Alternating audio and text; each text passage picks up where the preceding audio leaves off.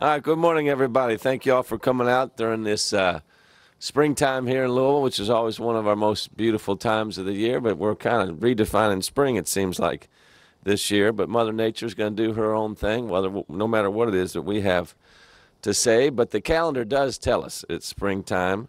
And every year we kick off this season with a month-long party here in April, leading up to the Kentucky Derby, when about 150,000 of our closest friends descend upon our city.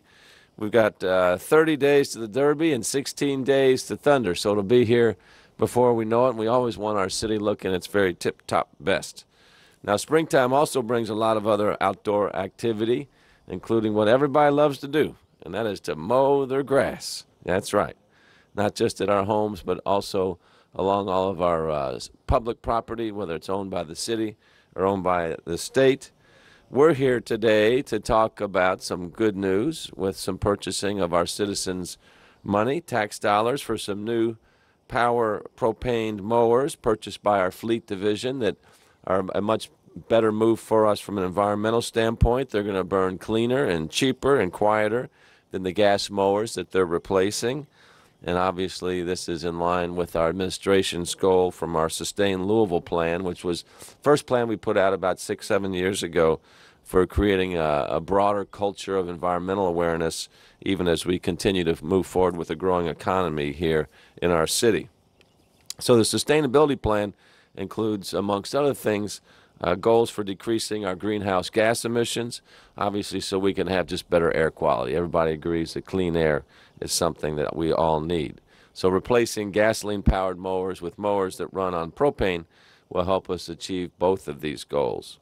Fleet Services has taken the first step with buying 11 propane mowers to replace our worn-out gas-powered mowers. The new mowers will go to 5 city departments that carry out mowing on public property throughout the city. Those departments include the Louisville Zoo, the Vacant Lots Division of Codes and Regs, Metro Parks, Public Works, and our Facilities Division. And we have representatives from most all these departments here with us today. Let's see how the numbers look. While these propane mowers, they cost about $9,500 each, it's only 2.5% more than gas mowers, but the price for propane is about 25% less to run each mower. So you can see they very quickly will pay for themselves in terms of reduced fuel cost. And they're not just better for the bottom line, just as I mentioned a moment ago, they're also better for the environment. Propane mowers produce about 20% fewer greenhouse gas emissions than gas mowers and about 45% fewer carbon monoxide emissions, and they also produce fewer VOCs, which contribute to ozone, less particulate matter, especially here in the summertime when it gets hot and humid. Those are significant areas of concern for us, especially for folks that have breathing disorders. And then on top of that, these are more quiet than gas mowers as well. And the final bonus, we get a lot of complaints from folks when they see areas that they think are overgrown and that we should be mowing. We have not been mowing on these air quality alert days with gas-powered mowers because of the pollution that they put off. But now, because these mowers are cleaner with propane, we will be able to mow on those days. Now, since our crews have been following the same restriction we've had to stop mowing multiple times per season during air quality alerts, this will help us obviously keep the city looking better, cleaner, and greener.